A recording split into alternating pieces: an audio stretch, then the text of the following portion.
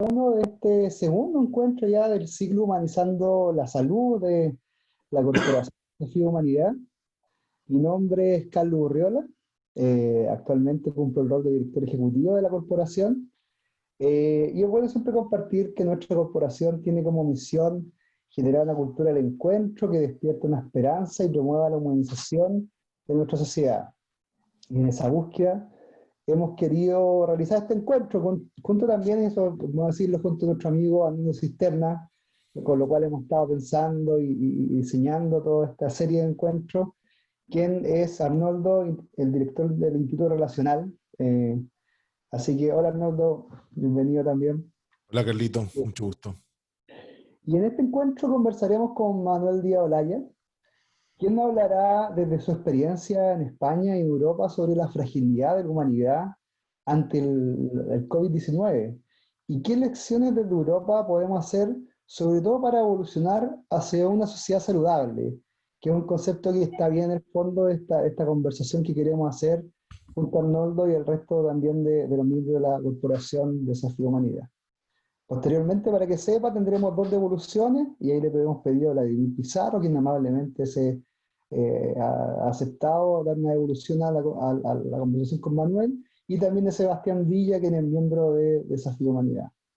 Y finalmente abriremos un espacio de preguntas, la cual por un tema de orden les pedimos que por favor la hagan vía chat del Zoom. Las leeremos todas y se las compartiremos a nuestros expositores. Y antes de comenzar, sí me gustaría pedirle a Arnoldo si nos puede contar un poco y presentar a Manuel. Entonces, para eso deseo darte la palabra, Arnoldo, y por favor, preséntanos a Manuel Díaz Olaya. ¿Cuál es su historia? Invito a Arnoldo. Bueno, muchas gracias Carlos.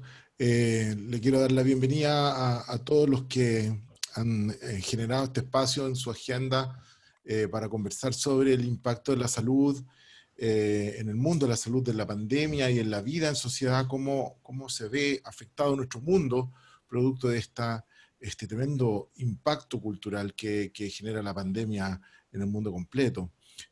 Hoy día esta es nuestra segunda serie, en la serie de Humanizar la Salud, es nuestro segundo webinar y quisimos invitar a Manuel porque creemos que una mirada desde la perspectiva de un médico que ha estado al frente de tantas batallas desde la medicina humanitaria. Manuel ha sido el ex vicepresidente de Médicos del Mundo y en la actualidad es vicepresidente de la Sociedad Española de Medicina Humanitaria.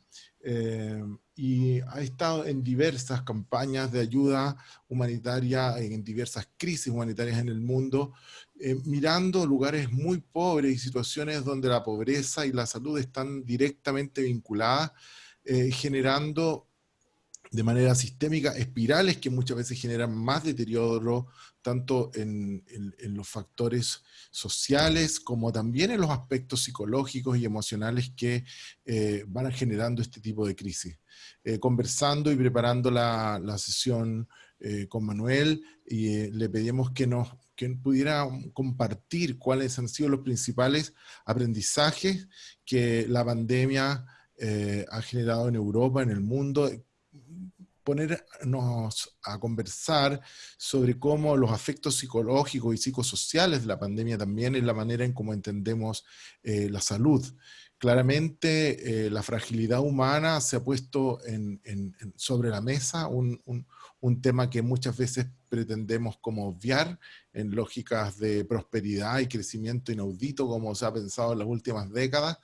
De pronto esta pandemia viene a poner una cuota de cordura y a acercarnos a ese ser relacional que somos, que como seres humanos no concluimos en nosotros, sino que los otros nos constituyen, y queríamos conversar sobre eso, en qué medida este principio de que los seres humanos no somos seres individuales separados y escindidos, sino que somos parte de un ser social, colectivo, maravilloso, que puede unirse para crear y para vivir plenamente, como también a veces para competir y generar deterioro. Entonces quisiera darle la bienvenida a Manuel.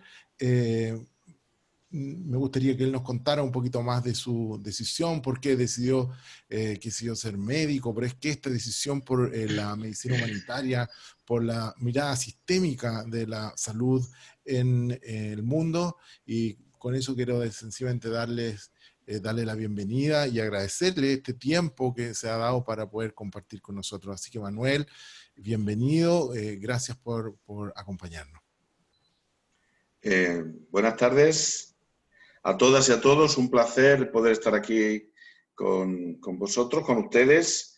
Muy agradecido a la Corporación Desafío, a Arnoldo, a Relación, a tantos amigos que han tenido la gentileza de invitarme esta tarde. Como decía Arnoldo, voy a hacer una pequeña introducción de mi experiencia personal y vital, más que nada porque puede servir de contexto, puede hacer de contexto de las cuestiones que luego, aunque sea brevemente, quisiera tratar. Yo estudié medicina, me licencié en el año 81, luego me especialicé en medicina de familia y comunitaria. Después hice una maestría en salud pública y administración de servicios de salud. Finalmente me doctoré en el año 91 y después, posteriormente, hice en el 2001 un máster en medicina humanitaria.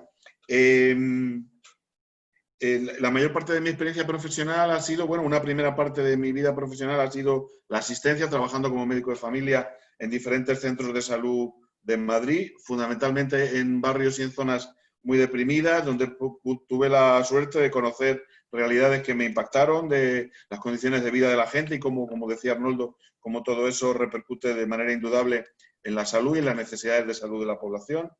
Y hasta el año 2004, en el que por diferentes circunstancias cambié mi actividad profesional y pasé a la salud pública, y estoy desde entonces trabajando en los servicios de salud pública del Ayuntamiento de Madrid, de la Municipalidad de Madrid, como asesor técnico de la gerencia de ese organismo. En este trabajo fundamentalmente me dedico a la investigación, también a la docencia, en cuestiones que tienen que ver con la salud de la población de la ciudad, y muy enfocados todos nuestros trabajos siempre hacia las inequidades en salud, hacia la demostración y la visualización de cómo las diferencias sociales y territoriales están condicionando diferencias en el nivel de salud de la gente. Eso es uno de las líneas de trabajo más importantes que tenemos en la actualidad en el organismo en el que yo trabajo, y acabamos de publicar, podéis consultar la página web madridsalud.es, podréis consultar los estudios de salud que hemos publicado. Acabamos de publicar muy recientemente uno en el que hablamos de todo eso. Si hay algo que es muy evidente de lo que hacemos y que impacta mucho y sensibiliza mucho, es los cálculos que hacemos, por ejemplo, de la esperanza de vida al nacer en la población de la ciudad por barrios, ¿no? Y demostrar con datos y con contundencia científica que el hecho de nacer en un barrio u otro en la ciudad puede significar una esperanza de vivir 10 años más o menos. Simplemente por las condiciones de vida que tiene que ver con nacer en un determinado lugar, con los factores de riesgo sociales a los que te vas a tener que someter a lo largo de tu vida, por las condiciones de trabajo, de vivienda, de alimentación, por tantas cosas.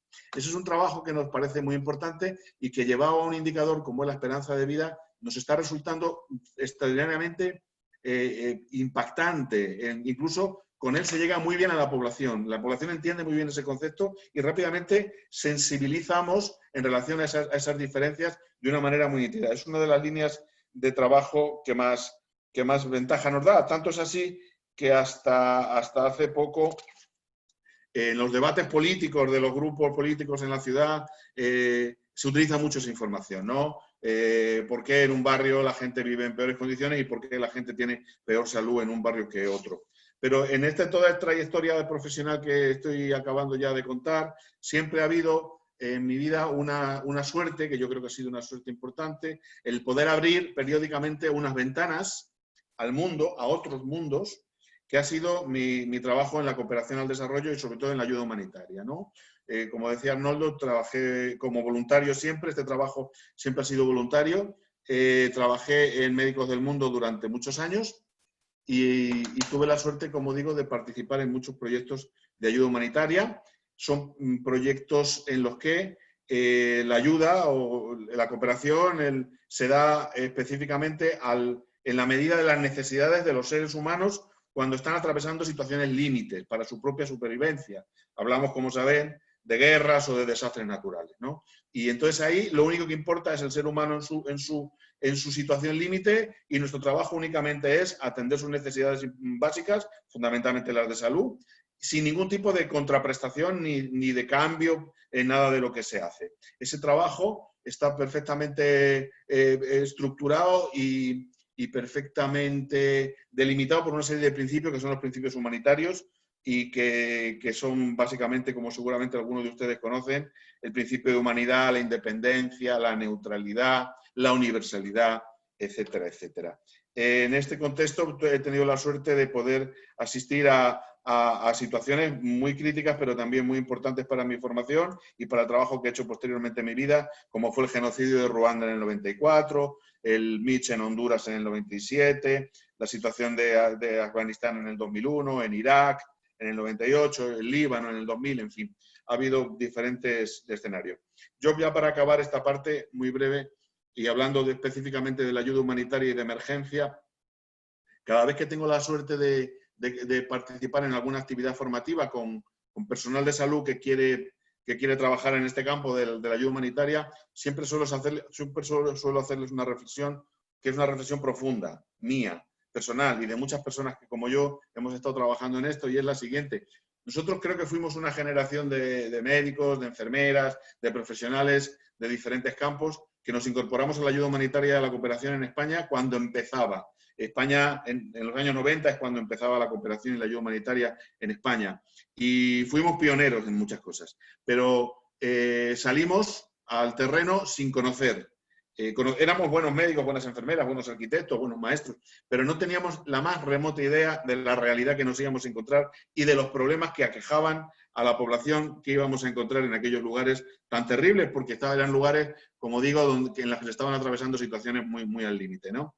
Entonces yo siempre a los alumnos, a las personas que se quieren formar, les animo mucho a que no pierdan nunca una oportunidad de formarse, no solamente en su profesión para hacer este trabajo, sino sobre todo a formarse en la realidad del mundo, más allá de su entorno más cercano. ¿Cuáles son los problemas de desarrollo? ¿Qué problemas de salud tiene la gente en situaciones límites y en situaciones con muy bajos niveles de desarrollo, como muchas veces tenemos que ver en ese tipo de actividad? Esto era un poco una introducción sobre este contexto mío personal que quizá ayude a entender las cosas que voy a contar ahora. Y quería contar que realmente vivimos, como todos saben, en un mundo desigual. Un mundo desigual y en un mundo donde hay muchos problemas también de pobreza. Como saben y como sabemos, pobreza y desigualdad no es lo mismo, aunque muchas veces se estudian a la vez. Hay comunidades con altos niveles de pobreza, pero poca desigualdad, porque todo el mundo es prácticamente parecido, de pobre, ¿no? Es decir, son conceptos diferentes, pero son conceptos muy importantes, de poder analizar por sus repercusiones, las repercusiones tan grandes que tienen en la salud de la población. En España, por situar la situación que aquí tenemos, y luego que nos sirva para trabajar algunas ideas en los asuntos que tienen que ver con la pandemia de COVID-19, España es un país dentro de lo que es su entorno geopolítico, que es la Unión Europea, es un país con altos niveles de pobreza y altos niveles de desigualdad. Muchos indicadores nos informan de que, por ejemplo, hay entre un 23 y un 25% de la población española que está en situación de riesgo de pobreza y exclusión social de manera muy importante. Eso hay miles de trabajos y de indicadores diferentes que se usan y casi todos conducen siempre a una cifra como esa. La desigualdad, por otra parte, también es grande. Nosotros tenemos información de que el índice de Gini, que saben que es ese índice que mide la desigualdad global de ingresos y de rentas, en España es sobre un 33%. Saben que el 100%, el 100 sería la máxima desigualdad, sería una situación hipotética en la que una persona lo tuviera todo y todos los demás no tuvieran nada, y el cero, del Gini cero, sería aquella situación en la que todos tuvieran lo mismo. Bueno, pues nosotros estamos en un 3%, somos de las peores cifras de la Unión Europea. He estado consultando para poder hablar esta tarde con ustedes y he visto que en Chile los últimos datos que hay del Banco Mundial hablan de un 44% de índice de Gini, o sea, un 10% más que España. Y advierten esos datos que también he podido ver que es el 7º país en el mundo con más desigualdad, según esos informes del Banco Mundial. La desigualdad extrema también es muy importante en España y en Chile. En España, por ejemplo, con datos también bastante recientes, el 10% más rico de la población tiene 10 veces más que el 10% más pobre. El 10% más pobre tiene el 2,6% de toda la riqueza y el 10% más rico tiene el 26%. Es decir, en Chile, también con datos que he podido consultar, esto todavía es mayor, ¿no? Y fíjense, con todo, de que todos los informes que he podido ver advierten de que en Chile, entre los años 90 y 2011, se redujo de una manera muy importante la pobreza extrema, hasta situarla en límites bastante bajos, como son de un 14%. La realidad es que durante los años de la crisis financiera, desde el año 2008 hasta que ha llegado esta crisis, la crisis de la epidemia, en España se incrementó notablemente la pobreza y la desigualdad, más que en ningún otro país de Europa, sin duda. La manera de reducir la desigualdad, porque la desigualdad es mala para todos, es mala para cualquier concepto que tenga que ver, por supuesto, con la justicia social, pero es mala incluso para la gente que le va mejor. Hay muchos trabajos que indican que cuando hay mucha desigualdad, incluso la gente que mejor está, que está en el extremo bueno de la escala, tiene mucho más riesgo, por ejemplo, de tener mala salud o tener problemas de salud, que cuando todo el mundo está más parejo. O sea, la desigualdad en sí misma es mala para todos, no solamente para los que les va peor. Hay que reducir la desigualdad y eso significa políticas públicas, eso significa fiscalidad y significa después redistribución de la riqueza en términos razonables. Las personas que me estén oyendo y que trabajan en el sector salud, les voy a dar una buena noticia si no la conocen, y es que la actividad del sector salud es una de las actividades que se financian con gasto público, o sea, de las actividades de política pública que más redistribuyen, que más disminuyen la desigualdad. En España hay una estadística de la OCDE de hace unos años que dice que de todas las políticas públicas que se pueden más o menos delimitar, vivienda, protección social, escuela, etcétera, el sistema sanitario público es con su actividad reduce en un 14% el índice de Gini, ese que hablábamos antes, y es por lo tanto la actividad que se financia con políticas públicas, con gasto público, que más incide en igualar, que más incide en disminuir la brecha que nos separa. Pero eso significa que para que eso ocurra tiene que haber un sistema sanitario o de salud público, universal y de calidad y gratuito en el acto sanitario. Es lo que se llama universalidad de la atención. La universalidad de la atención significa no solamente que todo el mundo esté cubierto por un sistema sanitario, sino también que todas las necesidades de salud, o la mayoría, estén cubiertas por ese sistema público y además que no haya que gastar, que no haya muchos, o mejor, que no haya ningún copago, es decir, que todo se financie con las arcas públicas y que nadie tenga que desembolsar en el momento de ser atendido una cantidad extra, porque eso, como se entiende, actúa de barrera al acceso al sistema, ¿no? Es decir, nosotros hablamos siempre del sistema sanitario público en España de calidad, gratuito, universal, de gestión pública, de financiación pública y, en lo que se pueda, de provisión pública también. Sin embargo, nosotros llevamos años en este país presumiendo, voy a decirlo así entre comillas, de que tenemos un buen sistema sanitario y que además es un sistema sanitario que tiene muy buenos resultados. Y cuando se habla de muy buenos resultados, en este caso, se miden esos resultados de una manera que a mi modo de ver está equivocada. Porque se dice, tenemos un sistema sanitario tan bueno que somos de los países del mundo que tienen más esperanza de vida. Pero bueno, ¿hasta qué punto nos podemos poner a pensar, sobre todo en un país con un alto nivel de envejecimiento como es este, si realmente la eficacia y la efectividad de un sistema sanitario se puede medir en la prolongación de la vida y no en otras cosas? Porque no se trata solamente de darle años a la vida, sino también de darle vida a los años. Y ese indicador, con lo bueno que es, no mide exactamente eso.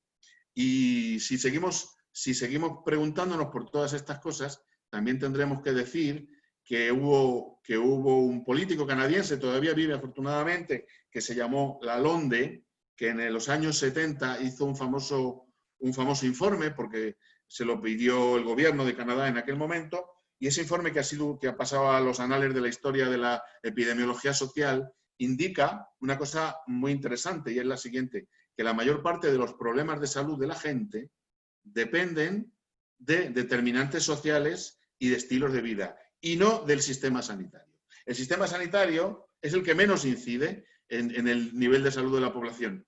Yo añado, para decir toda la verdad, cuando hay un desarrollo humano importante y cuando existe al menos un sistema que atiende a todos y da una cierta garantía. En ese caso, cuando llegamos a esas circunstancias, podemos decir que el sistema sanitario es el que menos cuenta, en términos de resultados, de resultados del nivel de salud. Esto es muy curioso, pero es exactamente así. Es mucho más importante la vivienda, el trabajo, la alimentación, los estilos de vida, si se fuma, si se bebe mucho, etcétera, es mucho más importante para el nivel de salud de la población en conjunto, colectivamente, que la existencia de un buen sistema sanitario como en general tenemos en este país. Cuando llegó la crisis de los años, bueno, de 2008-2010, la crisis económica internacional, la última, en España se tomaron medidas muy estrictas, medidas políticas muy estrictas, de recorte del gasto público. Y en el tema del sistema de salud se recortó muchísimo la financiación del sistema de salud y se iniciaron algunas actividades directamente de desmantelamiento de alguna manera de ese sistema, como han sido las privatizaciones de parte de su actividad, ¿no? Decimos que fue una excusa porque realmente el tiempo nos ha demostrado que no era necesario tomar unas medidas más severas, sino más bien que había una decisión política que interesaba para poner en marcha estas medidas, ¿verdad? Sin embargo, a pesar de que se pasó todo esto, el sistema sanitario en España en este momento está absolutamente infrafinanciado, muy por debajo de lo que se debe financiar y hay muchísimos problemas. No se repercutió enormemente en el nivel de salud estos problemas, precisamente por lo que acabo de decir, porque ahí actuó el principio de la LONDE, y es el principio de que precisamente el sistema sanitario, aunque resultó muy perjudicado, no tuvo un impacto, ese perjuicio no tuvo un impacto muy directo en la población. Los problemas que ha habido en los últimos años en el nivel de salud de la población, como puede ser que en un año concreto hubo 18.000 defunciones más de las que estaban previstas, no son achacables exactamente a un mal funcionamiento del sistema sanitario, sino más bien a que por culpa de esa crisis la gente empezó a tener más desempleo, la gente comía peor, la gente no podía calentar la casa adecuadamente en invierno, etcétera, etcétera. Hablo de la LONDE y cada vez que hablo de esto no puedo evitar acordarme de una conferencia a la que asistí hace ya bastante, bueno, unos cuantos años. Aquí en el Ministerio de Sanidad, aquí en España, una conferencia que dio el expresidente de Chile, Ricardo Lagos, que él hablaba de esto mismo, pero lo explicaba de una manera que yo creo que es muchísimo más claro que todos los esfuerzos que hizo el canadiense por explicar lo mismo. Él dijo una cosa que nunca se me ha olvidado y es la siguiente. Dijo, cuando yo era presidente de Chile y yo quería poner en marcha un proyecto, un programa, una actividad que repercutiera en la mejora de la salud de la población chilena, yo llamaba a mi despacho a todos los ministros menos al de salud. Yo llamaba al de transportes, al de comercio, yo llamaba al que tenía que ver con las infraestructuras, con tantas cosas. Y bueno, eso que se llama intersectorialidad, que lo que nos dice es que la salud no depende solo del sistema sanitario, sino de otras muchas más cosas, es realmente lo mismo que decía la LONDE, pero explicado de otra manera, yo creo, que mucho más vistosa que la del canadiense. La crisis, como digo, del 2010 en España afectó enormemente al sistema sanitario, aunque no habíamos podido ver los efectos tan importantes que esto tenía en la salud de la población, hasta que hace unos meses nos hemos encontrado con esta crisis que nos ha cogido todos por sorpresa, que es la de la epidemia del COVID-19. El sistema sanitario, como digo, se había deteriorado mucho en los últimos años por esas políticas, pero iba aguantando con parcheos, con en fin, con derivaciones, con pequeñas soluciones que se buscaban a las cuestiones, pero cuando la necesidad del sistema, o sea, la demanda del sistema, el estrés del sistema ha subido a unos niveles tan grandes como fue la avalancha de enfermos que tuvieron necesidad de él en los meses de abril y mayo, ahora afortunadamente mucho menos, se vio que todas las costuras saltaron por los aires, porque estaba muy mal cosido y no soportó ese estrés y esa demanda. Y no solamente porque fuera un estrés grande, que lo fue, y una demanda grande, que lo fue, no fue solamente consecuencia de la excepcionalidad de la epidemia, sino que es que las políticas de los últimos años habían acabado en que había en España, y hay en este momento, un déficit de camas de hospital entre 50.000 y 70.000, por debajo de las que tenía que haber. Y eso, cuando no pasa nada, nadie se da cuenta. Bueno, se da cuenta el que tiene que operarse, de un problema de columna y se tiene que esperar un año a que le den cita, ¿no? En el sistema sanitario público. Pero bueno, pero ahora, cuando el que te atiendan en un hospital tiene que ver con la vida o con la muerte, eso ya son palabras mayores. Y eso es lo que ha pasado en España con el problema del COVID en los meses de máxima tensión, y el sistema directamente ha colapsado por completo.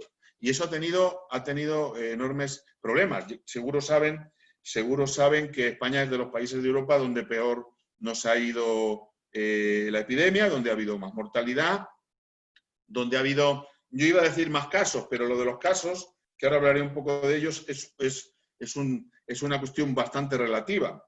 Chile creo que es el 8º país del mundo en más número de casos, si no estoy equivocado, muchísimos casos. Pero también eso tiene que ver porque es uno de los países del mundo, según he leído, que más pruebas hace a la población, que más PCR. Por lo tanto, cuando decimos que en España ha habido 238.000 casos confirmados, lo que realmente estamos diciendo es que se han hecho pocas pruebas, porque la mortalidad ha sido de 28.000 personas.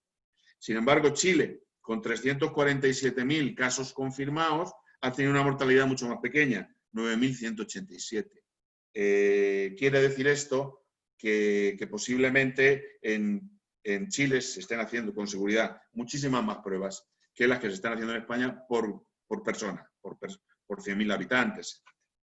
Este es un tema que, como digo, tiene muchas consecuencias.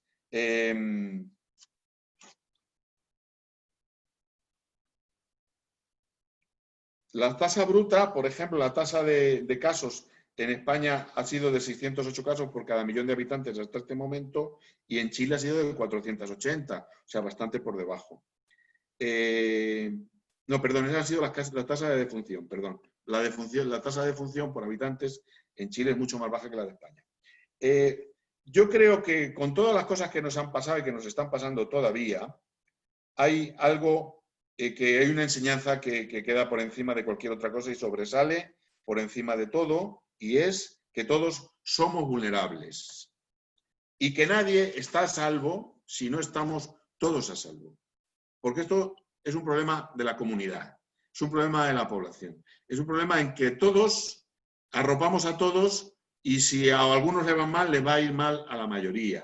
Ese es un tema que nos acerca muy claramente a todo lo que es con lo comunitario. Esta epidemia tiene esa enseñanza de manera muy clara. Esta epidemia, además, no solamente se distribuye de manera desigual en la población y, por lo tanto, genera más desigualdad, incrementa la brecha de desigualdad, la enfermedad. Y esto es así porque se ha descubierto, o estamos descubriendo, que para algunos es mucho más fácil ponerse a salvo que para otros, ¿no? Eso es una evidencia clara. Cuando empezó este problema en España, las primeras semanas, había aquí una cierta sensación de que era una enfermedad transversal, de que a todo el mundo le afectaba por igual, y de hecho posiblemente fuera así. Esto tenía que ver con que en las primeras semanas, en la televisión, en la radio, en los medios, continuamente salían casos de personas conocidas, artistas, gente de la cultura, empresarios, gente de mucho dinero, que se morían directamente por culpa de la infección, del SARS-CoV-2, ¿no? Y entonces había una falsa sensación de que a todos les afectaba por igual. de que no era una enfermedad como otras que sabe seleccionar a los más vulnerables. Pero eso yo digo que era una falsa sensación. Primero porque los que se morían que no tenían esas condiciones o esas características, que eran muchos, no salían en ningún sitio y nadie los daba a conocer. ¿Y por qué después, cuando se empezó a conocer cómo era esta enfermedad, qué significaba transmisión respiratoria y cuáles son las medidas básicas que había que poner en marcha para protegerse? Distancia social, mascarillas, básicamente eso, y lavado de manos. Esas son las 3 medidas higiénicas que tienen el mayor impacto. Había un trabajo que hicieron unos chinos había hace unos meses que decían que ellos habían experimentado que con esas 3 medidas, mascarilla, distancia social y lavado frecuente de manos, se reducía hasta un 80% la probabilidad de contagio. Es decir, son medidas muy importantes. Cuando se empezó a ver cómo se podía uno proteger de esto, yo creo que la cosa cambió. La cosa cambió, los que tenían mejores condiciones de vida y más posibilidades empezaron a protegerse más que la gente que no tenía esas mismas condiciones de vida. Porque claro, ustedes llevan muchos meses, muchos días, seguramente 3 meses o al menos confinados, ¿no? Si no estoy equivocado. Más o menos, quizá. Nosotros hemos estado por lo menos 60 y tantos o 70 días con un confinamiento casi completo. Pero no es lo mismo, como entendemos todos, decirle a una persona que vive en una buena casa, donde vive poca gente, con condiciones, con mucho espacio, con un jardín, a lo mejor con una piscina, que se quede en su casa, que decírselo a una persona que no tiene más remedio que salir todos los días a la calle a buscarse el pan, o que tiene que vivir con muchísima gente en la misma vivienda, en situaciones de hacinamiento, con muy malas condiciones, sin aire acondicionado con los 40 grados que hace y tantas cosas. Es decir, ya vemos que las cosas no son iguales para todos y seguramente por eso la enfermedad lleva un tiempo en la que claramente nos está enseñando que se distribuye de manera desigual. Afecta mucho más a las personas que tienen menos recursos y más precariedad. No solo en España. Leía yo hace también estos días un informe de un epidemiólogo de la Universidad de Santiago de Chile que se llama García Calavaro, que hablaba de que en los barrios más deprimidos de Santiago, la movilidad durante estos meses de confinamiento se había reducido mucho menos. Es decir, la gente no había tenido más remedio que seguir haciendo su actividad habitual. Y que en esos barrios, y como yo no conozco Santiago, por desgracia, a ver si tengo la suerte de conocerlo algún día, pero tuve la ocurrencia de apuntar los nombres, él decía que en algunos barrios, como por ejemplo La Quintana, barrios o distritos, no sé muy bien la división administrativa de allí, cómo es exactamente. Ajá, eso es. Pues que en La Quintana decía que había 8 veces más mortalidad por COVID que en otras zonas de la ciudad, y citaba expresamente Vitacura y Providencia. Es decir, que ese efecto que también lo estamos viendo aquí, los barrios en la ciudad de Madrid, con más problemas, con más precariedad, con una renta per cápita más bajo, con más situación de desempleo, etcétera, están llevándose la peor parte de esta pandemia. Fíjense bien que ahora que se volvió hace 15 o 20 días, si no me equivoco, a una cierta normalidad en todo el país y están empezando a aparecer brotes en algunas zonas del país, incluso hay comunidades autónomas, regiones que están a punto de volver a ser confinadas porque la situación va bastante mal. Se están encontrando que esta situación de brotes fundamentalmente está relacionada, aparte de con el ocio nocturno y con las actividades de los jóvenes, que ese es otro tema, están muy relacionadas con la situación de los temporeros inmigrantes que vienen a España a recoger fruta, que en esta época hay muchas zonas de España donde no dan no tienen suficientes recursos propios para recoger la fruta y traen trabajadores extranjeros, generalmente con mucha precariedad, viviendo en almacenes, todos hacinados, con muy malas condiciones, y esos son los puntos y los lugares donde más se está creando este tipo de brotes. cuando el sistema sanitario colapsó, como digo, y hubo tantos problemas, ha habido una serie de dilemas éticos que tienen que ver también con la fragilidad de las personas, que han sido bastante polémicos en el país y todavía continúan, y yo creo que continuarán por mucho tiempo. Y se resumen más o menos en una pregunta que muchos compañeros que trabajan en el hospital, en los hospitales en España, se han tenido que hacer lo mismo que seguramente se estarán haciendo en Chile en muchos centros hospitalarios, y es la siguiente: ¿a quién vamos a dejar morir? Cuando no hay recursos para todos, hay que seleccionar a quién vamos a dejar morir. Es una falsa... normalmente esto se argumenta aquí, por lo menos se ha argumentado desde la clase política y también desde muchos profesionales, se ha argumentado con que esto es una pregunta que hay que hacérsela todos los días, incluso antes del COVID, y que habrá que hacérsela después. Es decir, cuando una persona está en una situación extrema y hay posibilidad de aplicarle ciertos tratamientos, todos los profesionales se preguntan eso en algún momento, porque de no hacerlo es una negligencia también. Es decir, aplicar un tratamiento que puede ser agresivo, molesto, dramático a veces, a una persona que sabemos que ese tratamiento le va a beneficiar muy poco, porque las posibilidades de que mejore son mínimas, o porque la calidad de vida que le puede restar es muy pequeña, no hacerlo es un acto de mala praxis, y eso se llama ensañamiento, ¿no? Pero eso es una cosa que se hace todos los días con criterio clínico y con criterio profesional, y otra cosa es tener que tomar una decisión como esa porque no tenemos los recursos suficientes para todos, porque no tenemos respiradores para todos, porque no tenemos camas hospitalarias para todos, o porque directamente no tenemos plazas de las unidades de cuidados intensivos para todos. Y esto ha sido una realidad aquí bastante cruda.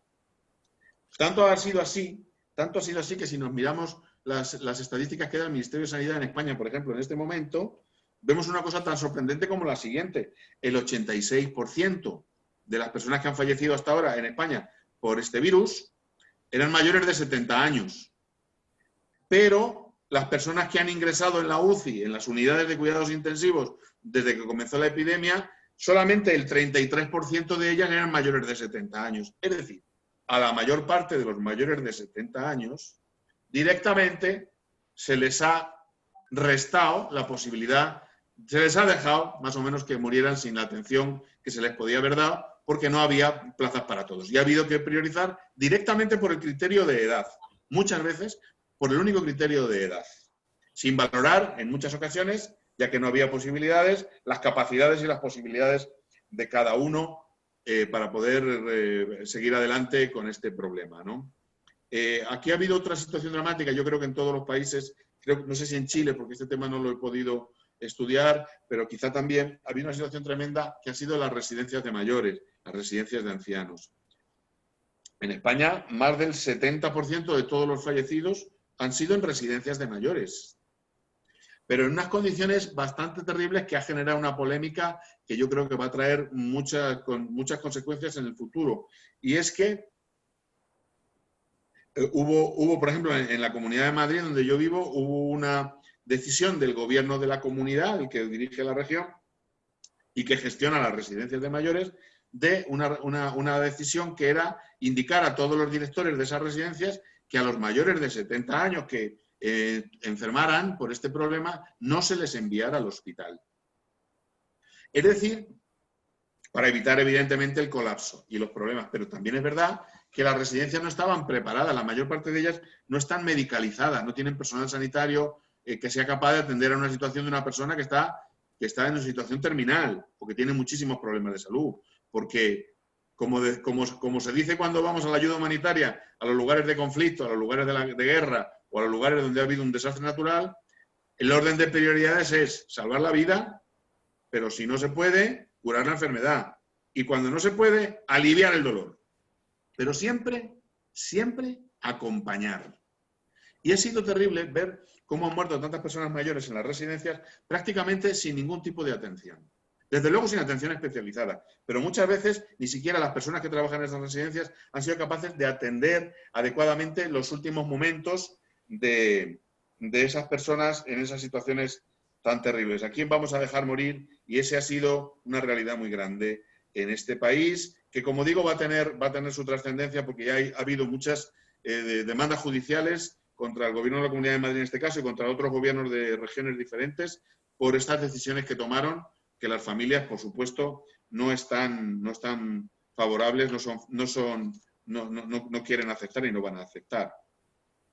Realmente, esta situación también nos ha acercado a hacer una radiografía de lo que está pasando en las residencias, porque es que nadie en este país se había preocupado exactamente de lo que pasaba allí. Esa es otra responsabilidad de todos, no solamente de los gestores, que también, y sobre todo de ellos, pero es una realidad y una responsabilidad de todos, que hemos convertido esas residencias de mayores en auténticos aparcamientos para dejar a las personas que no valen, que no sirven, que ya no tienen una utilidad, entre comillas, y para aparcarlos allí. Porque el otro día leíamos en la prensa aquí que de todos los que han fallecido en residencias, el 30% todavía nadie ha reclamado el cuerpo de esas personas. El 30%. Y por supuesto, la mayoría de los que han fallecido, los trabajadores de las residencias han reconocido que no eran visitados por un familiar nunca en la vida. Es decir, esas situaciones tienen que ver con quiénes somos, con cómo somos, con qué criterios y qué valores tenemos y dónde queremos llegar. Ha habido otras cosas también muy llamativas en el devenir de la epidemia en este país, que han sido bastante poco leccionadoras y bastante lamentables a mi modo de ver y al modo de ver de muchas personas. Una de ellas ha sido el triste espectáculo que han dado los políticos en medio de todo este desastre, ¿no? Es decir, cuando la ciudadanía estaba sobrecogida, cuando la ciudadanía realmente había un sentimiento de unidad entre todos, la gente salíamos a los balcones y sin conocernos al tipo que vive enfrente, te habías hecho amigo de él y todos los días conversaba. Había un sentimiento de unidad y de ganas de hacer cosas, de mucho respeto y de mucha admiración por los profesionales sanitarios, como no, y por todas las personas que han trabajado en servicios esenciales durante estos últimos meses. Pero mientras eso cundía entre la población, entre la sociedad, era triste y lamentable poner la televisión y escuchar debates en el Congreso de los Diputados, donde unos a otros lo que hacían es insultarse, echarse la culpa de los muertos unos a otros, como si los muertos fueran de alguien. Ha sido un espectáculo penoso. Y yo creo que esto también es otra enseñanza que nos tiene que dejar esta terrible epidemia. Otras cosas que hemos visto es el grave error, me imagino que esto pasará en muchos países, no solo aquí, el grave error de tener una dependencia del mercado exterior tan grande para cuestiones que pueden ser absolutamente básicas en determinados momentos. Aquí no había mascarillas durante semanas, no hubo mascarillas. No hubo equipos de protección, ropa para el personal sanitario. Yo he visto compañeros míos ponerse bolsas de plástico en los pies porque no había calzas para entrar en las urgencias. En fin, porque el mercado estaba completamente, el mercado internacional estaba completamente demandado, las mascarillas, los geles de alcohol, las ropas, por supuesto las muchas medicinas. Y entonces hemos descubierto también con este problema que teníamos una dependencia enorme del exterior. Y cuando esto vuelva a pasar, si es que vuelve a pasar, esperemos que no, si no ponemos remedio, vamos a estar de nuevo completamente desprotegidos. Ahora hay muchos propósitos de la enmienda, todos dicen que van a hacerse las cosas bien, que van a potenciar el sistema de salud, que se acabaron los recortes y las privatizaciones, que van a aumentar la financiación, que van a mejorar las condiciones de los trabajadores de salud, en fin, que van a potenciar la atención primaria, que es el punto básico para poder controlar esta epidemia, y la salud pública, que eran dos áreas del sistema de salud bastante abandonadas. En España, como en la mayor parte de los países de nuestro entorno, la mayor parte del bocado del gasto sanitario se lo lleva al hospital, porque tenemos un concepto hospitalocentrista de la salud, cuando, como hemos dicho antes, por lo que decía la LONDE y por otras cosas, el hospital es lo de menos para la salud colectiva. Es mucho más importante el día a día de la gente, cómo viven, cómo comen, cómo se divierten y en qué condiciones viven, ¿no? Sin embargo, la mayor parte del bocado del gasto se lo lleva al hospital y eso yo creo que es un error. Hay que potenciar la atención primaria y los servicios de salud. Ahora hay buenas promesas y ganas de que esto no vuelva a pasar, pero conociendo las cosas como son, no sé si esto va a durar mucho. Estos buenos propósitos van a durar mucho y si realmente se van a traducir en actuaciones concretas que se hagan y que se pongan en marcha en beneficio de todos. Quería comentar también, aunque fuera brevemente, que una de las áreas que tienen que ver con la salud que han sido más afectadas por toda esta situación que hemos vivido y que todavía se vive, ha sido la salud mental. La salud mental ha sido una de las facetas de la salud o de las áreas de salud que han sido más afectadas. Nosotros hicimos una encuesta, una macroencuesta en mitad del confinamiento, en la que contestaron 30.000 personas, y observamos que por ejemplo, se había generado un sentimiento bastante molesto y grande de soledad no deseada. La soledad es uno de los problemas que más preocupan ahora mismo en la ciudad, incluso antes del COVID. Nosotros tenemos calculado que un 10% de la población de la ciudad se siente sola, soledad no deseada. Se siente sola, pero no quieren sentirse solos. O sea, están obligados a sentirse solos. Eso afectaba más o menos a un 10%. Es un 40% de la gente que vive sola, pero la gente que vive en compañía también se siente sola, y un porcentaje alto incluso de los que viven en compañía tienen soledad no deseada. Pues se ha triplicado durante el confinamiento esta sensación de soledad de la población. La ansiedad y la depresión, que es otra de las cuestiones que solemos medir en nuestras encuestas mediante un cuestionario, que en la ciudad está aproximadamente en un 20%, es decir, hay un 20% de la población que tiene lo que llamamos riesgo de sufrir ansiedad o depresión. En la encuesta que hicimos durante el confinamiento, de ese 20% se ha pasado a un 60%. Es decir, la afectación de la esfera psíquica ha sido y es muy notable. También hemos visto que se ha incrementado enormemente el consumo de fármacos, de psicofármacos, de fármacos para la esfera psíquica, y además que hay una enorme sensación entre la gente de pesimismo y de situación de negatividad ante el futuro. Y voy a ir acabando, porque me imagino que habrá algunas cuestiones que querrán comentar, y yo estoy encantado de poder atenderlas en la medida de mis posibilidades.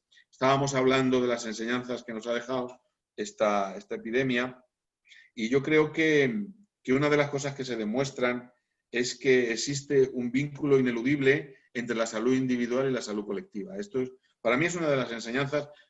En mi caso concreto y el de muchos compañeros que nos dedicamos a esto, no es una enseñanza nueva, pero nos ha reforzado ese punto de vista. Es preciso que haya un sistema, por lo tanto, de protección. Hablamos de sistema de salud, pero también hablamos de sistema de protección social, que sea grande, que abarque a todos, que no deje a nadie atrás y que atienda a todos sin exclusiones. Eso, a nuestro modo de ver, significa que exista un sistema de salud y de protección social público y universal, y una amplia red de servicios sociales que garanticen a todos unas condiciones de vida dignas. Esta es la mejor prevención que tiene un problema como este. Y para poner un símil sobre lo importante que es el papel de cada uno de nosotros y de todos como colectivo en la protección de los más vulnerables, hay una manera de verlo que a mí me parece que es muy gráfica y es muy visual, y es que nos la traslada en este momento la epidemiología y la inmunología, y es algo tan curioso como esto. Seguro que conocen, no sé exactamente cómo lo denominarán allí, aquí se llama el efecto rebaño o el efecto manada, no sé si saben, es un concepto epidemiológico que se utiliza con las vacunas, pero que en la medida que la gente va pasando la enfermedad también se está vacunando de alguna manera, y que se trata de lo siguiente: cuando la mayor parte de la población está vacunada, o una gran parte de la población está vacunada, o ha pasado la enfermedad y por lo tanto tiene protección inmunitaria, la gente que no está vacunada también está protegida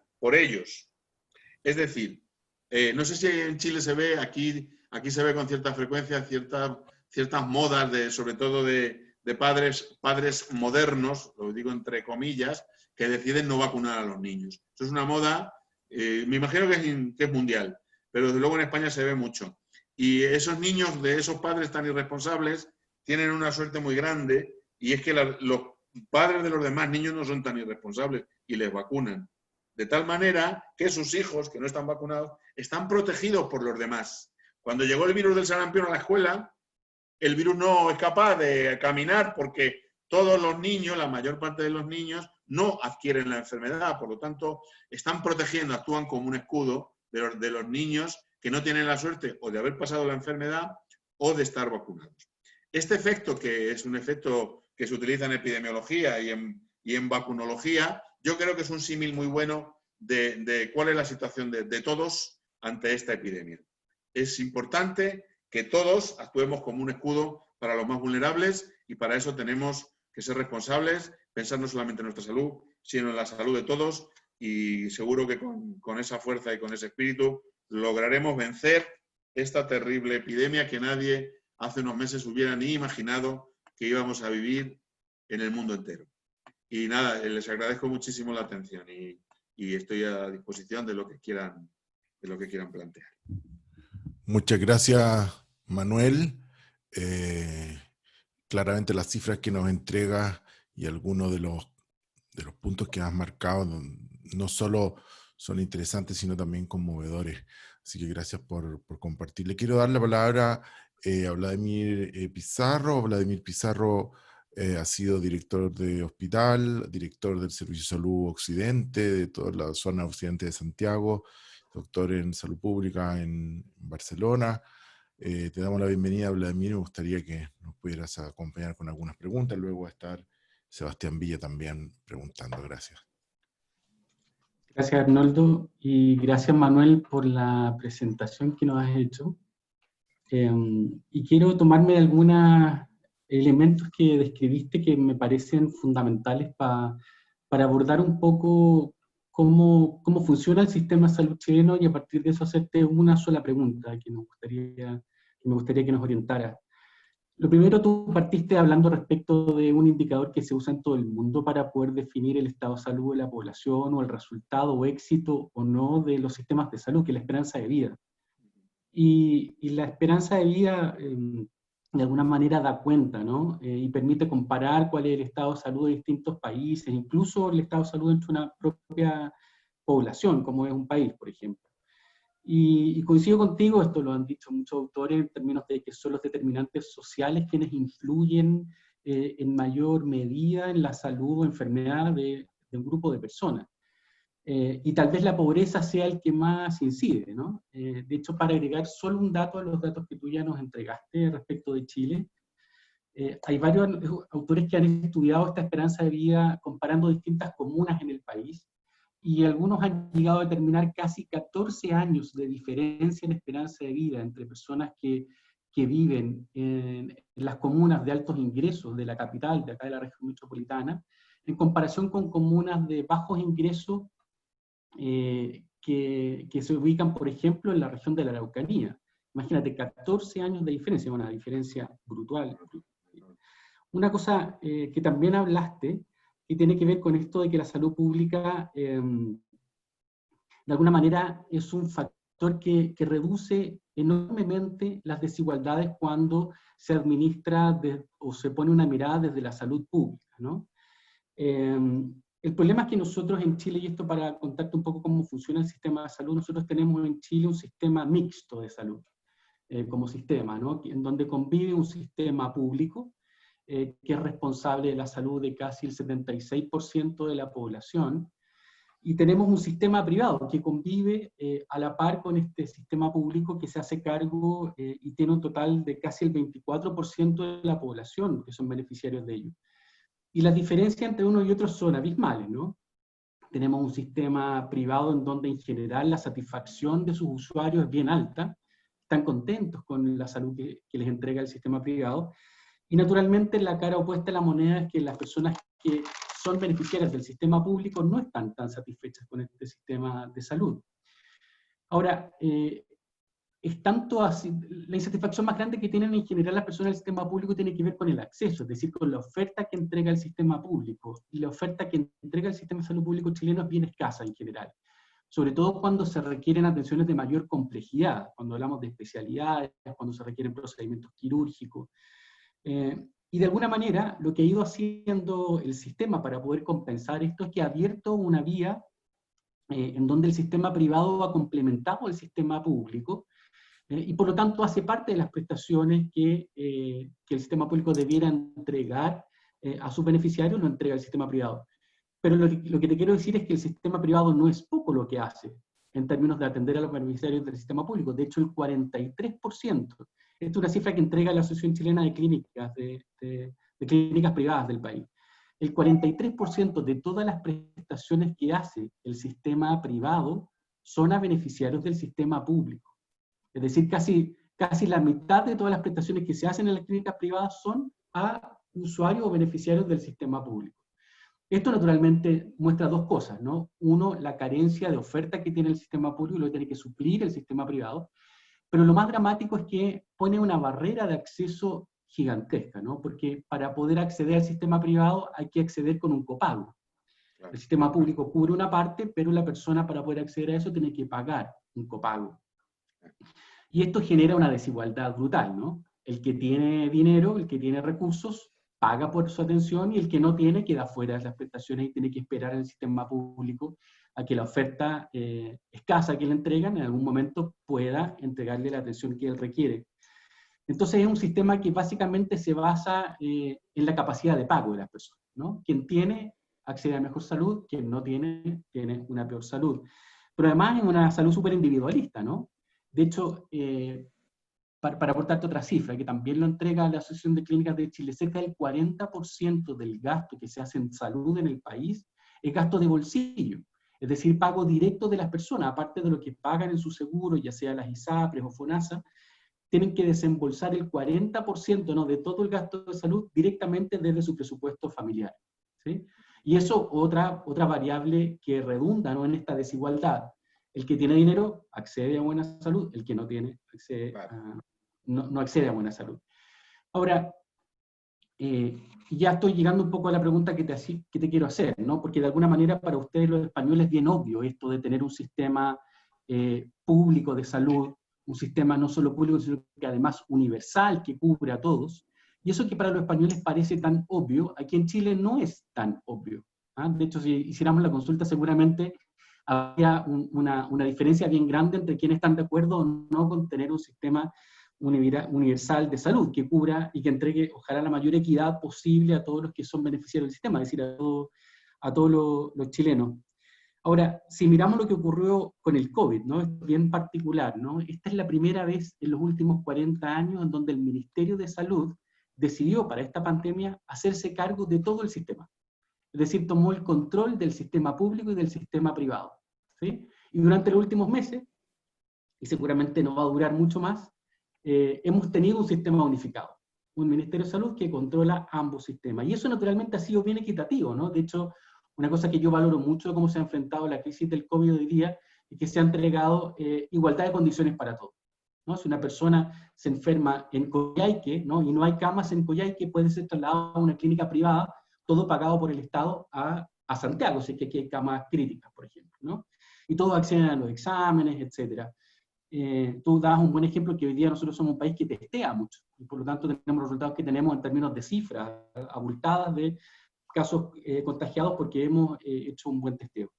Ahora, la pregunta es, volver a lo que te decía, ¿no? Para usted es súper obvio un sistema universal, público de salud, que es equitativo, que reduce desigualdades.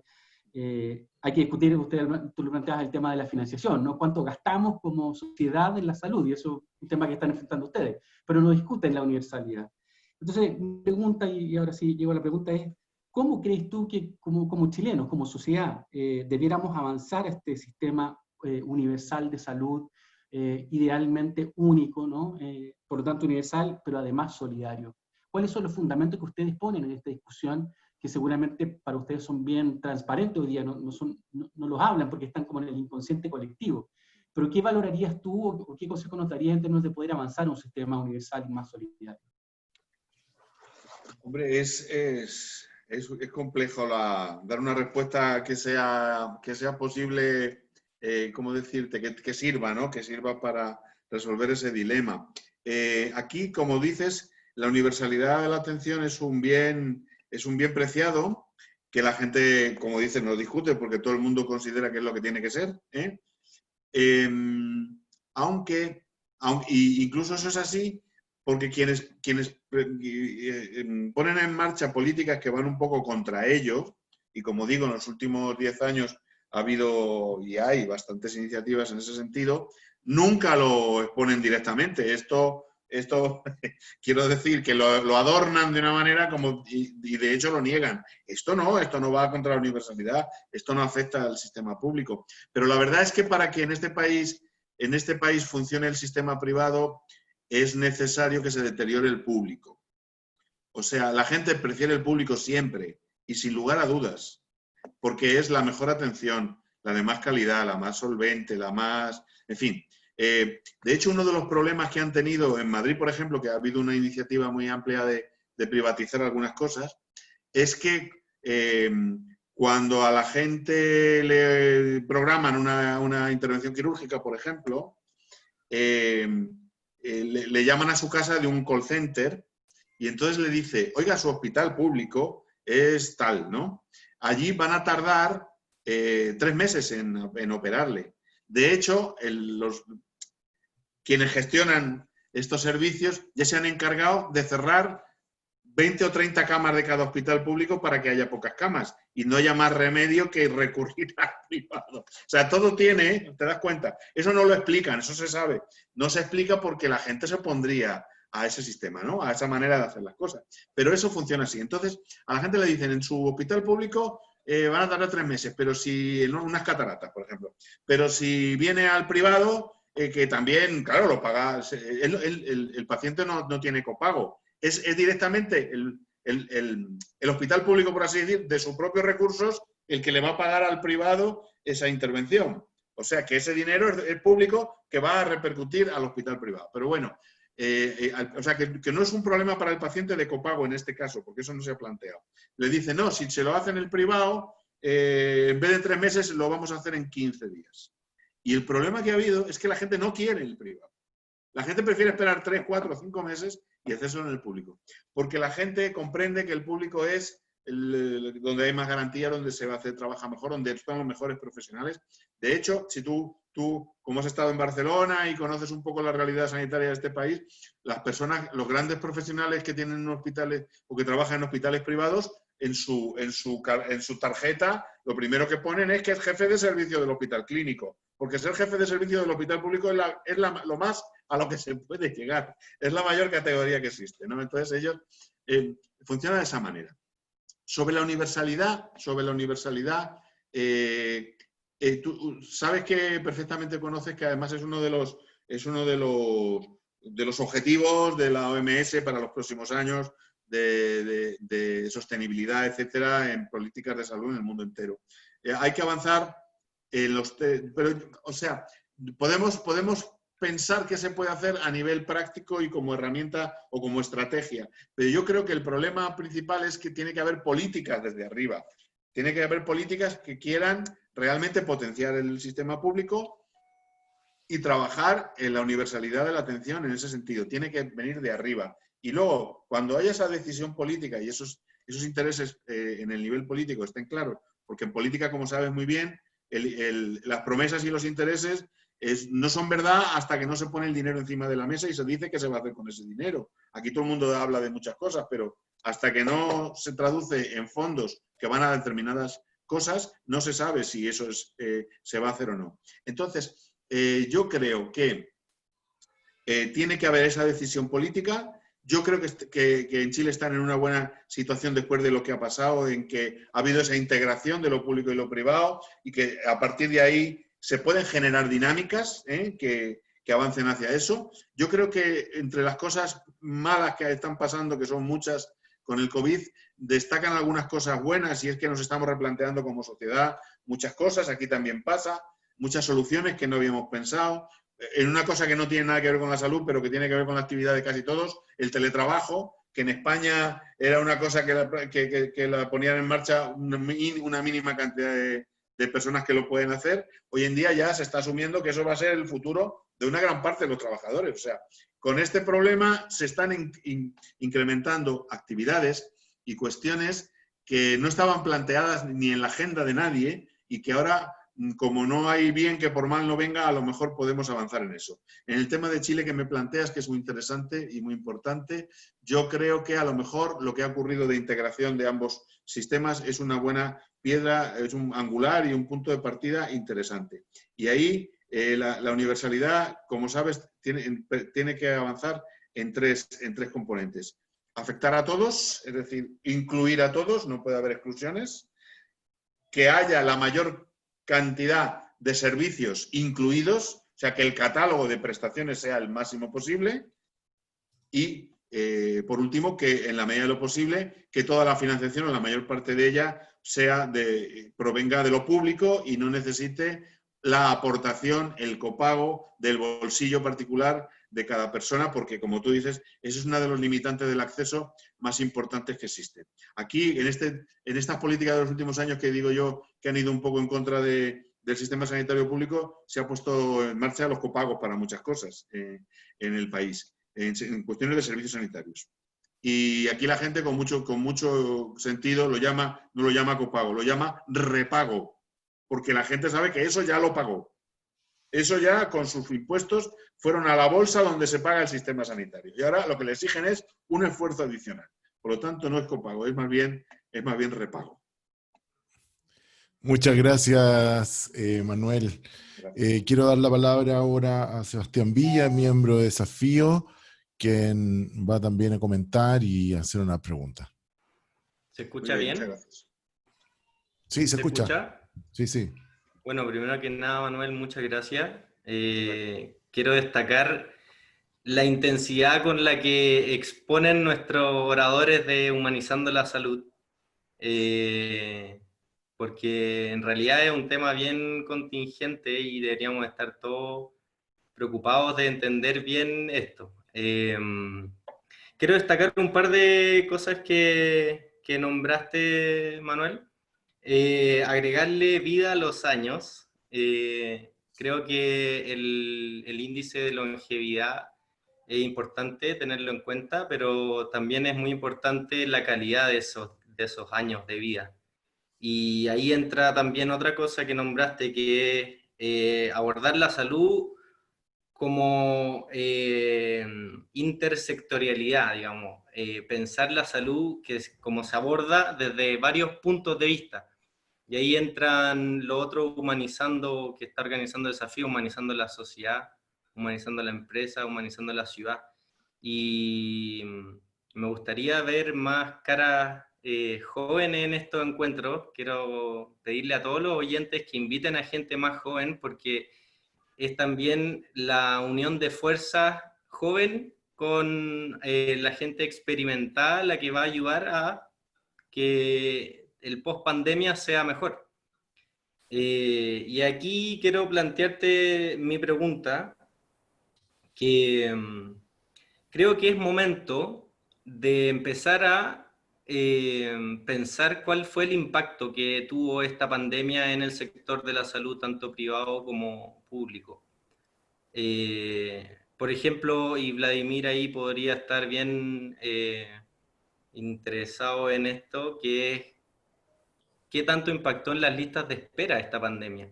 En las otras enfermedades, no solamente el coronavirus. Esa señora, ese señor que estaba esperando que lo operaran y antes de la pandemia tenía una lista de espera de 3 meses. ¿Cuánto va a tener que esperar ahora? Yo puedo hablar desde el sector de la odontología. Las listas de espera en los consultorios se han disparado, son incalculables. Ahí hay un punto, por ejemplo. A nivel más global, se habló en algún momento de una guerra económica. ¿Cómo impacta la guerra económica en la salud? Porque también nombraste que los insumos médicos son parte del mercado mundial, o sea, ahí estábamos teniendo escasez de insumos médicos y también hubo una guerra económica respecto a eso, containers de insumos médicos que se robaban entre países, y en países que estaban en el medio de la crisis.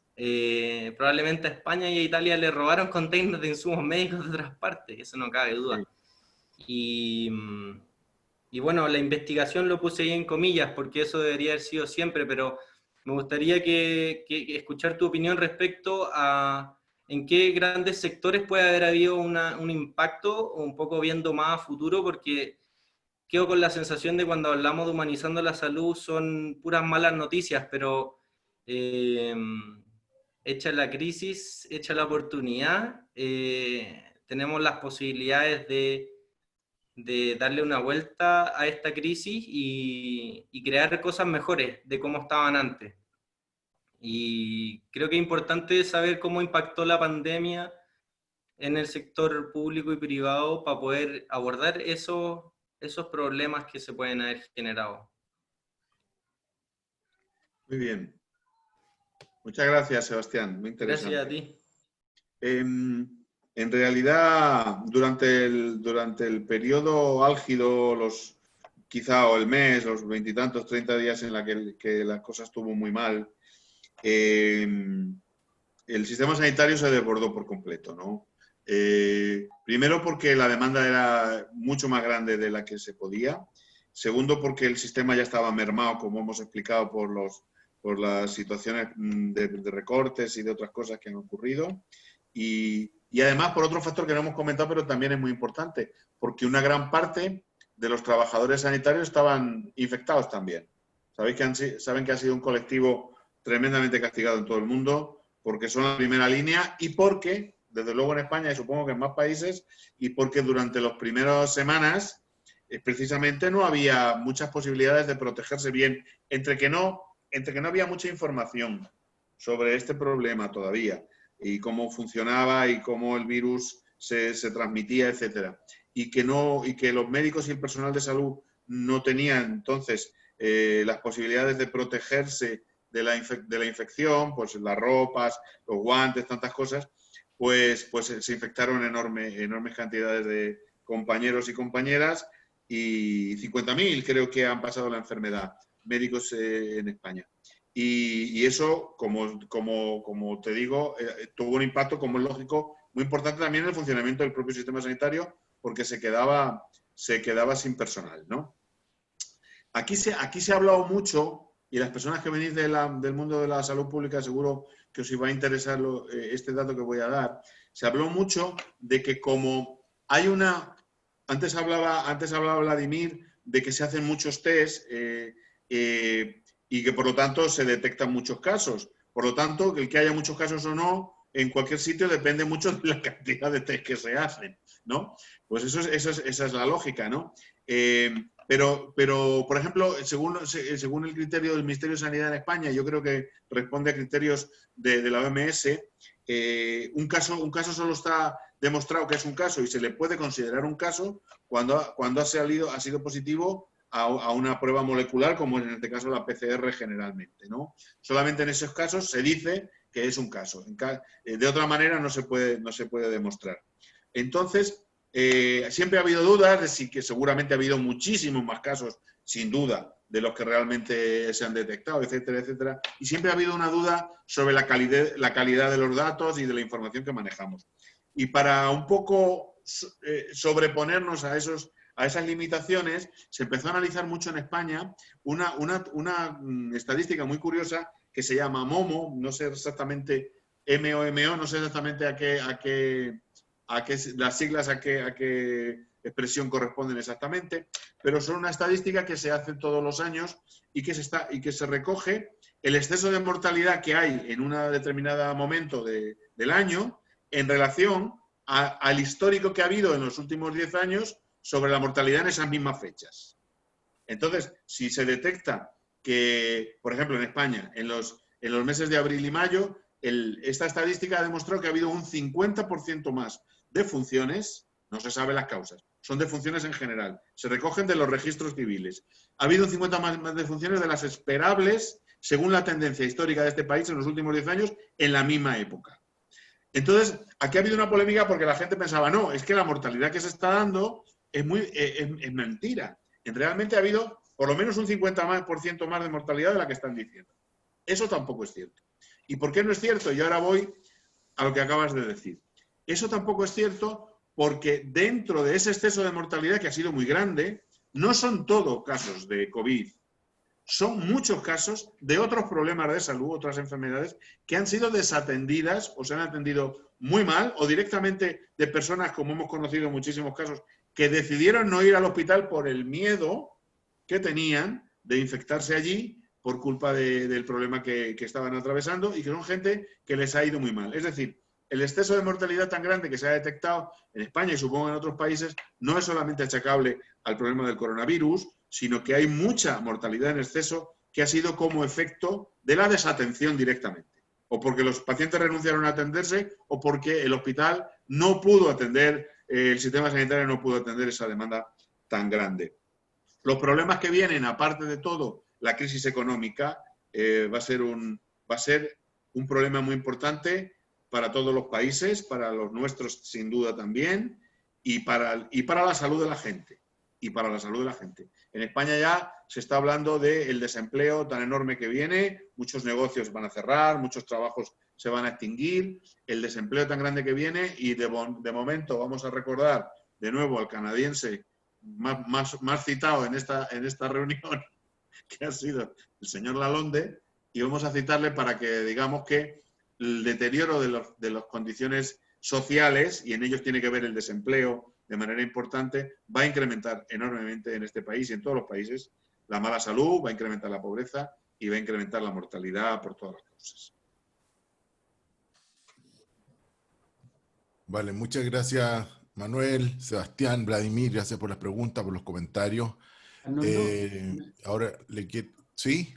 ¿Puedo hacer un comentario de lo que planteaba Sebastián respecto a la lista de espera? Que es una discusión que se nos viene, que va a ser muy relevante en los próximos meses. Y mira, hace poquitos días atrás el ministro de Salud, el doctor París, informaba que las listas de espera, tanto quirúrgicas como de consultas de especialidad, estaban aproximadamente en 2 millones de personas que estaban esperando una atención, ya sea quirúrgica o de consulta. Ahora, esta lista de espera, si uno mira los últimos meses, desde marzo a la fecha, no han aumentado mucho, ¿sí? Y no han aumentado por una sencilla razón, porque se dejó de atender y hacer consulta electiva, está todo el sistema de salud concentrado en lo urgente. Por lo tanto, no quiere decir que se haya estancado esta lista de espera, sino que tenemos una lista de espera oculta, que es muchísimo mayor, lo más probable, los 2 millones que hoy día vamos a hacernos cargo. Pero lo complejo de esto es que tú cuando empieces a develar esta lista de espera oculta, ¿no? Y mientras atiende a estos 2 millones que están esperando ya desde marzo, se te va a ir acumulando una cantidad más. Y planteaban en el chat, lo veía recién, varias personas, y parece razonable, ¿no? Aquí buscar, mientras no tengamos un sistema público más fortalecido como el que a mí al menos me gustaría, se va a requerir del sistema privado en apoyar a sacar estas listas de espera, ¿sí? Chile lo va a requerir. El tema aquí, lo más importante es cuánto le va a costar al país esto, ¿sí? Cuánto de las arcas fiscales se van a destinar a resolver estos problemas de salud que la gente está esperando. Y aquí el Estado tiene que tomar el toro por la asta, ¿no? De alguna manera él definir y fijar los precios de lo que va a costar hacernos cargo de esta crisis sanitaria que se nos viene, que es como la segunda crisis, ¿sí? Entonces, ahí la construcción de acuerdos, lo que decías tú, Manuel, de las políticas que tienen que venir desde arriba, es la única forma en que vamos a poder de alguna manera enfrentar esta crisis sanitaria, esta segunda crisis sanitaria que se nos viene. Muy bien, parece que el encuentro, el diálogo... Perdón. No, di. Es un poco lo que está pasando, es curioso, porque nunca pensábamos que lo íbamos a ver, yo por lo menos nunca pensaba que lo íbamos a ver, pero lo estamos viendo. Estas cosas, por ejemplo, ahora que vuelvo al principio de la conversación, estas cosas las veíamos en los países donde íbamos a trabajar ayuda humanitaria, en situaciones extremas, ¿no? De desastres naturales, terremotos, de guerra, violencia, etc. Y es que ante esa tensión tan grande, esa necesidad tan grande de atención, el sistema sanitario, o lo que quedase de él, estoy acordando de Haití en el terremoto, por ejemplo, de 2010, lo que quedaba de él se volcaba a la atención urgente de los problemas, de los lesionados, de la gente que se le rompió la cabeza o que están heridos. Y entonces todos los recursos y toda la fuerza se concentra en la atención de lo urgente y se abandonan otros problemas que soporta el sistema sanitario y que los mantiene controlados. Por ejemplo, en esta cantidad de situaciones en las que hemos estado trabajando en estas condiciones, hemos visto un rebrote de la tuberculosis, cuando hacía años que no había esos casos, una aparición de nuevo de casos de polio, por ejemplo, en lugares donde la polio estaba erradicada, empiezan a aparecer, polio o casos de parálisis flácida, porque ha dejado de vacunar el sistema sanitario, porque ha dejado de atender a sus programas habituales de control de enfermedades crónicas o de control de enfermedades infecciosas. Entonces, estamos viendo la otra cara, ¿no? La que nunca pensábamos que íbamos a ver en nuestros países, la estamos viendo por efecto de la tensión tan enorme que está soportando el sistema sanitario y que va a soportar en los próximos años. Y no podemos abandonar las actividades y los programas que estábamos haciendo porque son fundamentales para la población también. ¿Puedo hacer una Muy pequeña bien. acotación, Arnoldo? Sí, dale, Seba. Pequeño. Sí. Vladimir y Manuel ahí tocaron el tema que yo quería dirigir un poco con mi pregunta. A ver, creo que ahí está el quiebre de esta situación y cómo podemos actuar desde todos los sectores. Porque Vladimir nombró que el Estado va a ser el encargado de ponerle un precio tope a esta crisis sanitaria. Pero el Estado no puede hacerse cargo, y eso lo sabemos todos. Probablemente en España sí, en Chile existe una presencia muy fuerte del sector privado en todos los ámbitos y en la salud también. ¿Qué es lo que pasa? Y ahí Manuel nos nombró las iniciativas humanitarias, que por lo general están dirigidas por organizaciones no gubernamentales. Entonces ese es el puente que une todo el resto de los sectores, llámense sectores privados de otras áreas de negocio y toda la política, etcétera, todo se va a dirigir porque se va a generar una necesidad humanitaria en el sistema sanitario. Entonces, ahí tienen que entrar todas las iniciativas que en el desafío humanidad estamos llenos de iniciativas así, estamos llenos de personas con ganas de trabajar en esa dirección. Entonces, claro, en Chile, como hay una fuerte presencia del sector público y privado, es el camino, es como la luz para poder actuar, creo yo, tratando de ser positivo y cerrando esta conversación de puras malas noticias en algo que sea como más alentador. Siento que es el momento en que el sector privado, no de la salud, sino que todos los otros sectores se tienen que hacer cargo de esta necesidad humanitaria, porque el día de mañana vamos a tener a toda la gente trabajando de peor manera, viviendo de peor manera y interactuando de peor manera. Entonces, si es que no nos hacemos cargo como todos, por eso era bueno invitar a gente de todas partes, no solamente gente que trabaja en el área de salud, a esto humanizando la salud, porque nos involucra a todos. Y ahí algo que dijo Manuel también en su presentación, nadie va a estar a salvo hasta que todos estemos a salvo. Muy bien, muchas gracias Sebastián, gracias Vladimir. Quiero darle el paso a las preguntas que Carlos ha ido eligiendo del chat. Parece que claramente el futuro es con todos, todos en la nave, ¿no? Resolviendo de una manera conjunta y teniendo buenos acuerdos, es lo que Chile necesita, claramente. Carlitos, adelante por favor con tus preguntas. Gracias, Arnoldo. Sí, tenemos que compartir un poco a Manuel y también al resto, un poco lo que ha salido en el chat.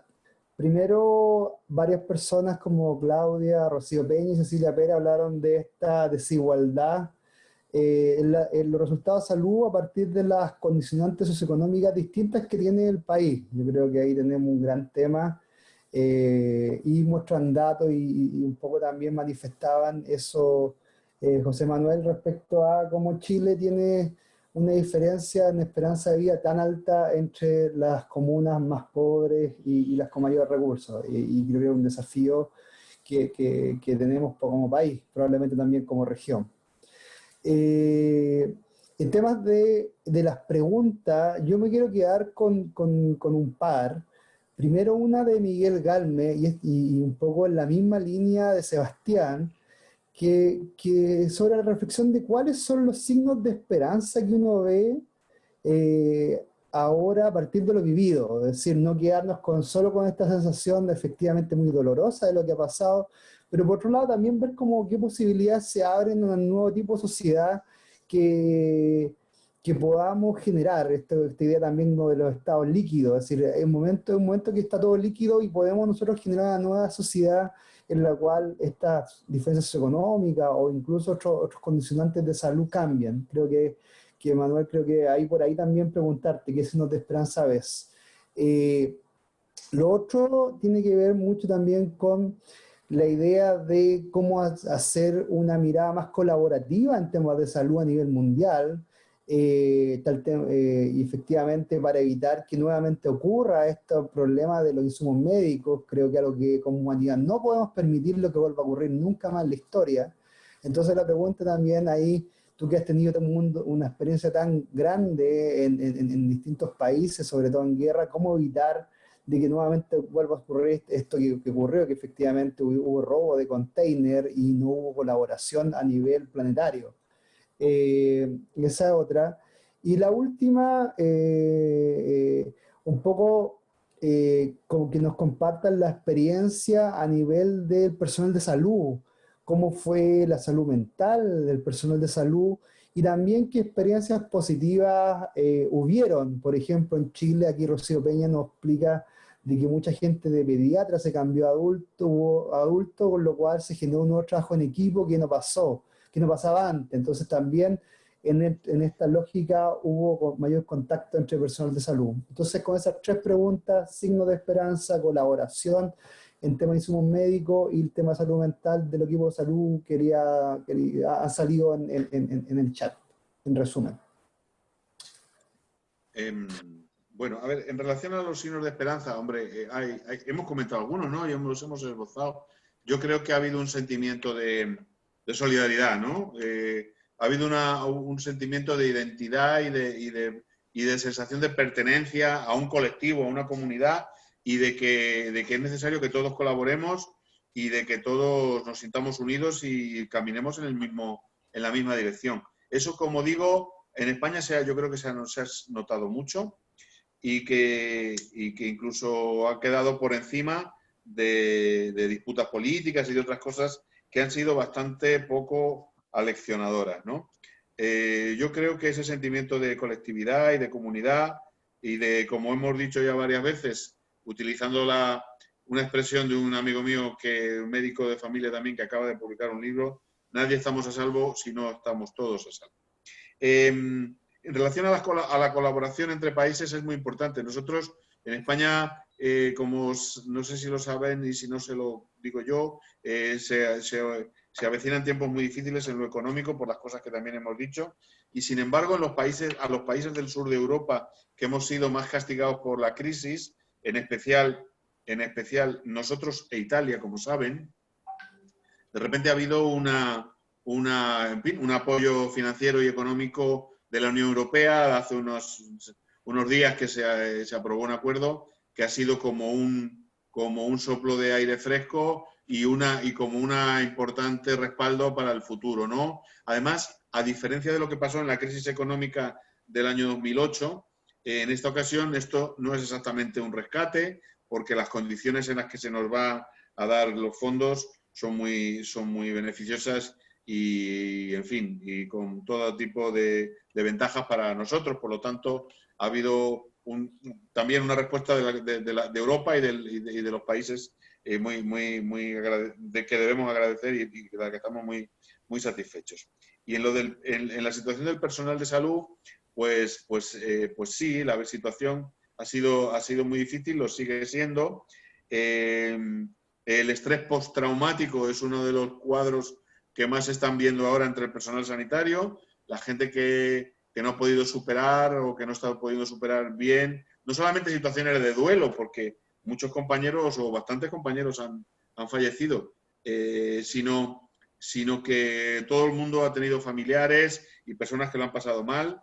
El duelo ha sido un duelo vacío, porque no ha habido posibilidad de acompañar, no ha habido posibilidad de cercanía, no ha habido posibilidad de manifestar el afecto a las personas que se han sentido mal o que directamente han fallecido algunos de ellos, y esa sensación genera una situación de estrés postraumático, de insatisfacción, de depresión muy importante. El personal de salud ha sido muy castigado, ha sido también muy aplaudido, pero yo creo que hay una sensación agridulce, sobre todo pensando en que las cosas que están claras que hay que hacer para que no nos vuelva a coger una situación como esta tan desprevenidos, que es una situación que yo creo es una visión que todo el personal sanitario en este país la tiene, y yo creo que la mayor parte de la población no estamos seguros de que eso como decíamos antes de las políticas, se traduzca de verdad en cambios y en mejoras del sistema de salud para toda la población.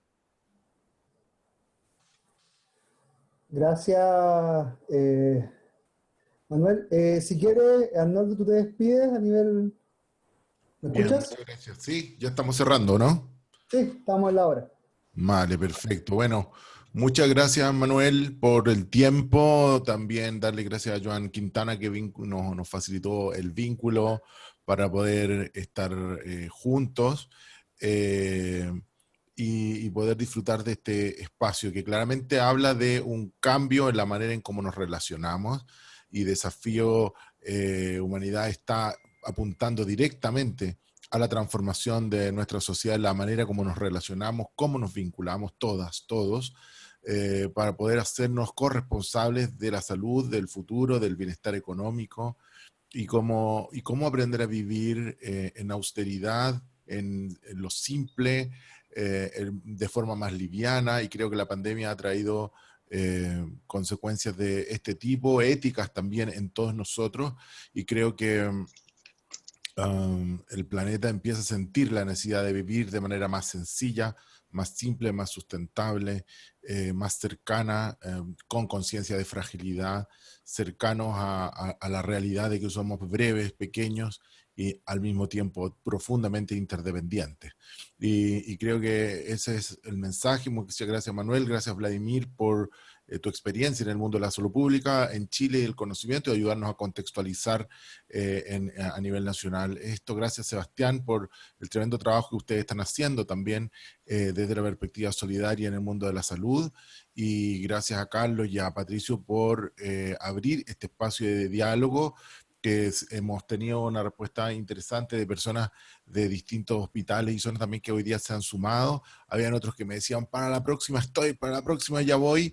Tenemos una red de personas en Chile, de distintos hospitales de servicio de salud, Maule, el Occidente, qué sé yo, en el mismo servicio de salud de Ñuble, que tenemos mucho cariño porque gente que está allí, y distintos profesionales del área sanitaria que se están sumando cada día más a esta iniciativa de desafío, de poder como juntos, a las asociaciones de pacientes que hoy día también se sumaron, y está Cecilia Rodríguez también por ahí chateando y mandando información, así que bienvenidas todas, todos, para poder construir juntos un espacio de reflexión, creatividad e impulsar el cambio de la salud en nuestro país. Muchas gracias, Carlos. Gracias, Arnoldo. Gracias, Manuel, por la generosidad, porque son ya, no sé si son las 10:30 de la noche ya en España, y ha sido muy generoso en compartir, en reflexionar, y eso se agradece bien, bien de corazón. Y bueno, en ¿Me nombre de permites, la... Carlos, solo para decir que ha sido un gusto para mí, una satisfacción poder estar aquí. Les agradezco mucho la invitación y saben que me tienen a su disposición cada vez que quieran. Gracias. Muchas gracias, Manuel. Y para cerrar nomás, compartirle que esto, darle también la gracia a Victoria Baquedano, quien está encargado de todo, detrás de toda esta organización, de mandar invitación. Así que, Victoria, muchas gracias por todo. Y informarle que vamos a seguir con este ciclo de Humanizando la Salud, así que prontamente van a recibir la excitación para el próximo. Vamos a estar ahí con Arnold y con el resto del equipo, pensando también quién puede ser el próximo invitado que siga con la línea de reflexión de esta salud comunitaria, porque la salud individual sabemos que tiene que ser superada. Y lo último, invitarles para el próximo viernes 7 de agosto, en una semana más, a las 5 de la tarde, va a ser un poquito más tarde que la de hoy día, en lo cual vamos a tener el tercer encuentro de la línea de Humanizando las Finanzas. Una parte bien importante con Juan Alberto Fernández, con quien conversaremos sobre los conceptos del microcrédito y la microfinanza en Chile, y cómo apoyamos estos conceptos que en estos tiempos, lo cual sabemos que la crisis económica va a venir en Chile, entonces cómo la microfinanza y el microcrédito será útil. Así que eso, mandarle un fraterno saludo a cada uno, y me despido de todo corazón. Que tengan muy buen fin de semana, y cuídense usted y sus familias. Gracias, Muchas gracias. Saludos. Muchas gracias. Chao, chao, gracias. Chao, chao. Gracias, Pato. Gracias a todos. Ya, voy a intentar